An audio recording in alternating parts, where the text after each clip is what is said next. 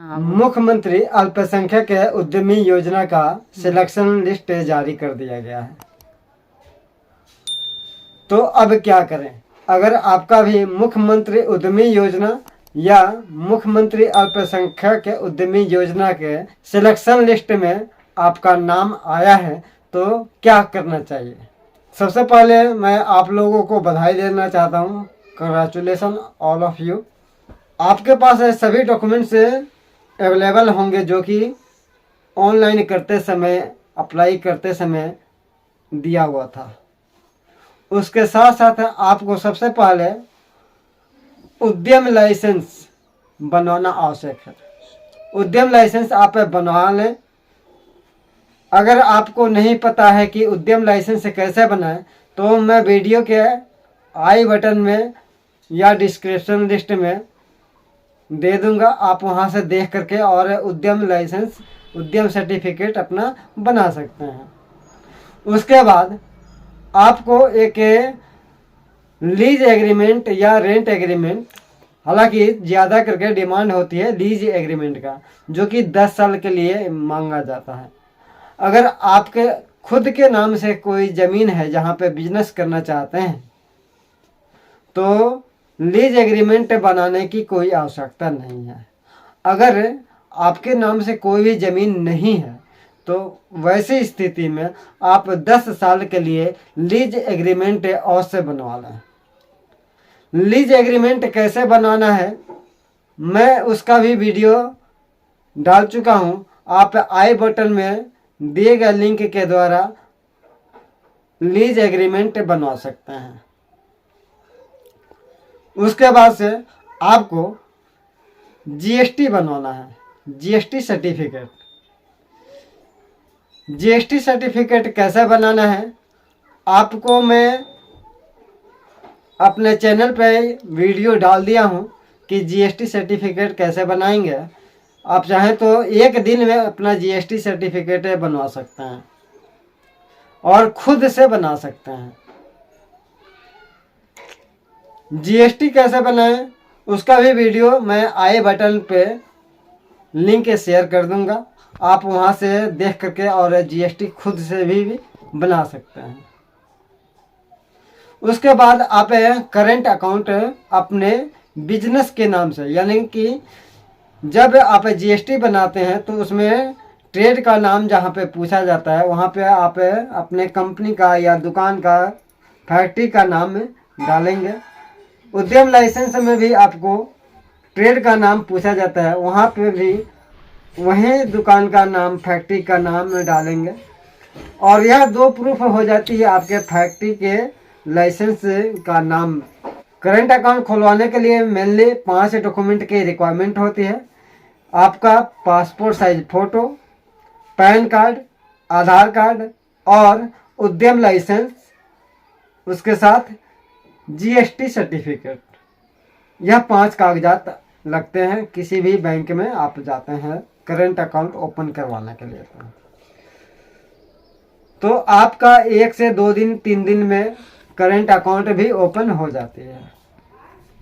जब आपका current account open हो जाती है तो आप वहां से चेकबुक के लिए भी अवश्य रिक्वेस्ट डालना है, जिससे आपको चेकबुक रिक्वेस्ट डालने से आपको चेकबुक मिल जाती है,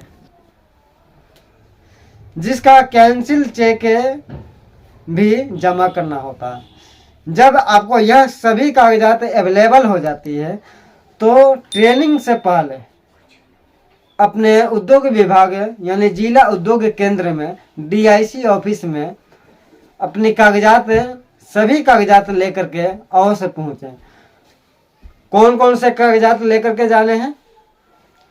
पैन कार्ड, आधार कार्ड, जाति, आवासीय, 10th और 12th की मार्कशीट, सर्टिफिकेट। अगर हाईएस्ट क्वालिफिकेशन उससे है तो उसकी भी मार्कशीट और डिग्री लेकर के जा सकते हैं। इसके साथ साथ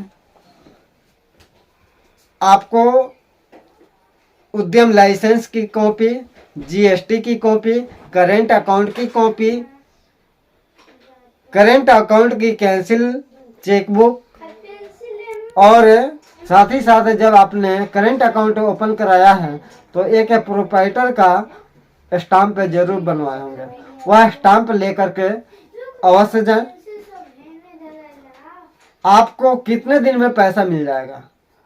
जब यह कागजात सभी लेकर के अपने जिला उद्योग केंद्र में पहुंचते हैं, सभी की एक एक कॉपी जमा करनी होती है और ओरिजिनल वेरीफाई करनी होते हैं।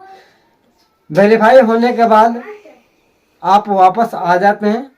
उसके बाद से सरकार के द्वारा एक समय सीमा दी जाती है कि इस समय से ट्रेनिंग आपकी होगी। जैसे कि मुख्यमंत्री उद्यमी योजना के लिए समय दिया गया है, 1 नवंबर से उन लोगों का ट्रेनिंग स्टार्ट हो जाएगी। अल्पसंख्यक वालों का भी एक समय निकलेगा कि इस समय से इन लोगों का ट्रेनिंग स्टार्ट हो जाएगी। जब आप ट्रेनिंग सेंटर में जाएंगे तो जो मैंने यह कागजात का लिस्ट बताया है, यही सभी कागजात ले करके आप ट्रेनिंग सेंटर पर भी अवश्य जाएंगे। वहाँ पे भी आपका डॉक्यूमेंट्स की वेरीफाई की जाती है। वेरीफाई करने के बाद सभी डॉक्यूमेंट्स की एक एक कॉपी वहाँ पे जमा करनी होती है। जब जमा कर लेते हैं उसके बाद से 15 दिन का ट्रेनिंग चलता है। 15 दिन का ट्रेनिंग खत्म होने के बाद एक ट्रेनिंग सर्टिफिकेट आपको मिलते हैं। वह ट्रेनिंग के सर्टिफिकेट ले करके और वापस अपने घर वापस आ जाएंगे। आने के बाद फिर यह ट्रेनिंग की जो सर्टिफिकेट मिली है उसकी कॉपी अपने जिला उद्योग केंद्र में ले जा करके जमा कर सकते हैं, या चाहे तो सभी कागजात की कॉपी के साथ साथ वह सर्टिफिकेट की भी कॉपी जमा कर सकते हैं। एक चीज़ मैं आपको बता दूं जो मैं भूल गया, जो यह लीज एग्रीमेंट बनाए हैं, यह लीज एग्रीमेंट भी आपको उसके साथ में लेकर के जानी होती है। उसका भी एक कॉपी जमा करना होता है। उसके बाद से आपके उस जगह पे वेरिफिकेशन के लिए जिला उद्योग केंद्र से आते हैं, आकर के वेरीफाई करते हैं। वेरीफाई होने के बाद ट्रेनिंग तो हो गया है। 15 दिन के बाद आपके अकाउंट में पहले किस्त यानी 1.5 लाख रुपए शेड बनाने के लिए आ जाती है। जब आप शेड बना करके तैयार करते हैं, उसका पूरा पर्ची बना करके कि कहाँ कहाँ 1.5 लाख रुपए हमने खर्च किया, उस 1.5 लाख रुपए का पूरा बिल बना करके सभी डॉक्यूमेंट्स की कॉपी ले जा करके फिर जिला उद्योग केंद्र में आप जमा करते हैं। मशीन के लिए निर्धारित राशि आपके अकाउंट में भेज दी जाती है। फिर आप उस पैसे को ऑनलाइन ट्रांसफ़र कर करके और मशीनरी आप खरीदते हैं। खरीद करके फिर उसकी बिल जमा करते हैं। जमा करने के बाद फिर तीसरी किस्त आती है वर्किंग कैपिटल, यानी कि उस पैसे से आपको वर्क करनी होती है, कच्चा सामान लेकर के आनी होती है। तो इस तरह से आप अपना यूटिलिटी बिल सभी का जमा कर सकते हैं और अपना बिजनेस स्टार्ट करके आगे के काम कर सकते हैं। तो ऑल द बेस्ट। आप अपना काम में व्यस्त रहें, मस्त रहें, और फिर मिलते हैं अगले वीडियो में। तब तक के लिए जय हिंद, जय भारत।